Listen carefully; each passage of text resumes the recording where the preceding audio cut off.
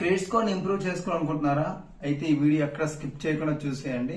ఈ టాపిక్ లోకి వెళ్ళిపోతాం. కొత్తగా వచ్చిన అయితే సబ్స్క్రైబ్ చేసుకోండి అండ్ ఫాలో కూడా కొట్టేయండి.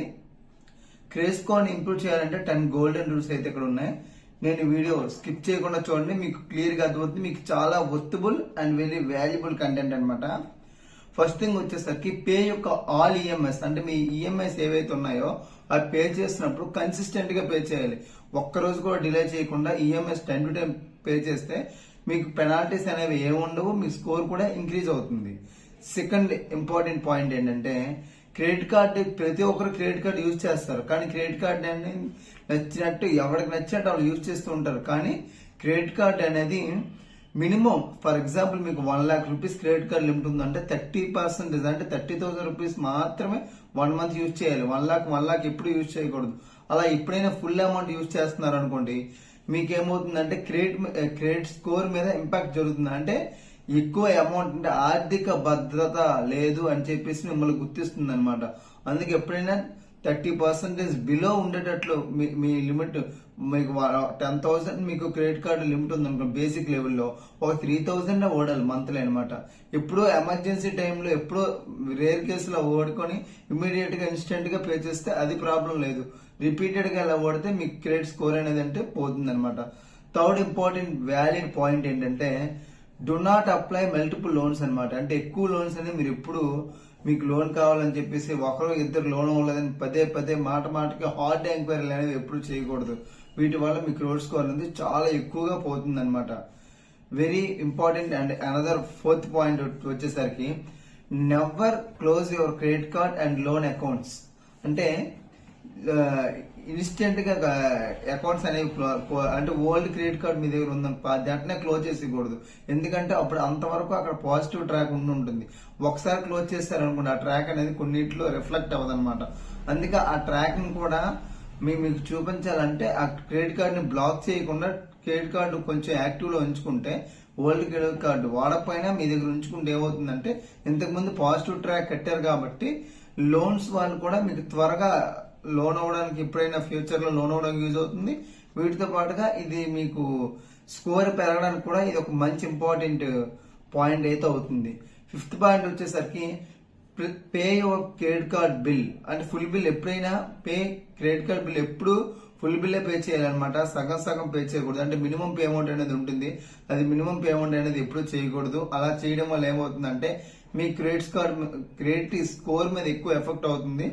మినిమం పేమెంట్ చాలా మంది చేస్తారు. ఫర్ ఎగ్జాంపుల్ ఒక 50,000 కట్టాలనుకోండి క్రెడిట్ కార్డ్ లో, 50,000 కట్టరు. ఆ మంత్ బిల్ జనరేట్ అయిపోయింది, 50,000 కట్టరు. మినిమం అమౌంట్ 25,000 20,000 కడతారు. రిమైనింగ్ మొత్తం నెక్స్ట్ మంత్ కట్టుకుందాంలే ఏమైతే వెళ్ళా, అప్పుడు మీకు ఏమవ్వదు అనుకుంటారు. కానీ అప్పుడు బ్యాంక్ కూడా 36 నుంచి 45% ఇంట్రెస్ట్ వేసేస్తాడు.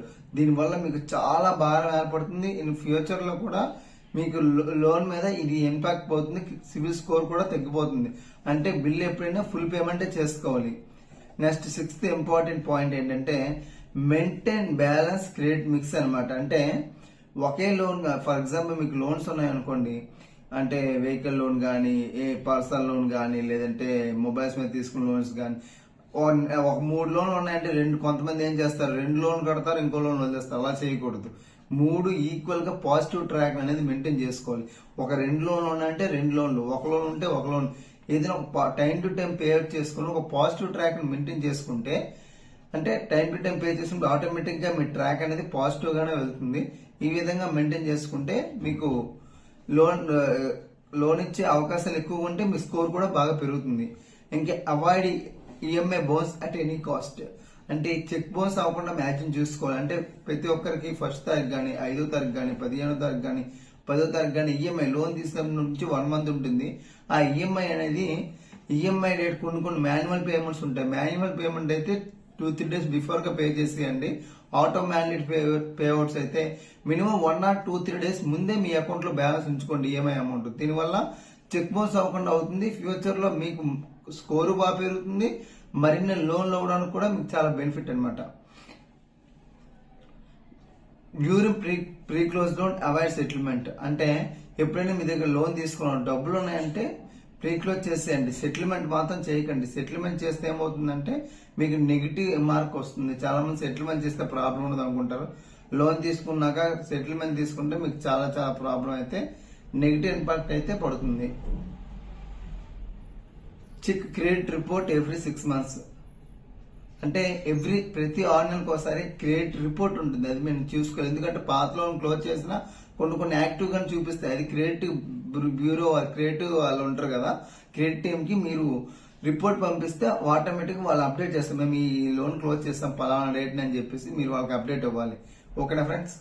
ఇంకా మెయిన్ లాస్ట్ పాయింట్ వచ్చేసరికి EMI burden must be below 50 to 60% salary. 50 to 60% శాలరీలో ఈఎంఐ బర్డెన్ లేకుండా చూసుకోండి.